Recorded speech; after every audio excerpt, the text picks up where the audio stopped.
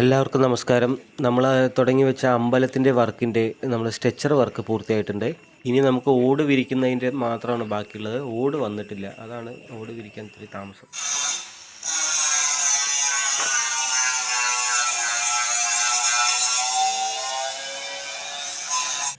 ഈ വർക്ക് നമ്മൾ ചെയ്തെടുത്തിരിക്കുന്നത് ഒരു വാസ്തുശില്പിയായ ഒരു പ്രമുഖ ഒരു വ്യക്തിയുടെ കുറുപ്പടിയുടെ അടിസ്ഥാനത്തിൽ ആ അളവുകൾ ക്രമീകരിച്ചാണ് നമ്മൾ ഈ വർക്ക് നമ്മൾ ചെയ്തെടുത്തിരിക്കുന്നത്.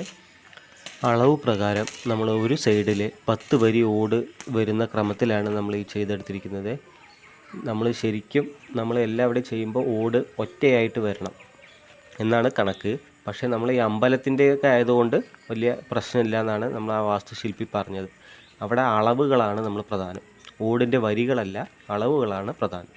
അളവുകൾ മാറാനേ പാടില്ല, അതാണ് ഇതിന് പ്രധാനമായി ശ്രദ്ധിക്കേണ്ടത്. വർക്കിന് എടുത്ത മെറ്റീരിയൽസ് നമ്മൾ ഉത്തരമായി കൊടുത്തിരിക്കുന്നത് 4x2 സ്ക്വയർ ട്യൂബ് ഒരു 8 ലെങ്ത്ത് എടുത്തിട്ടുണ്ട്.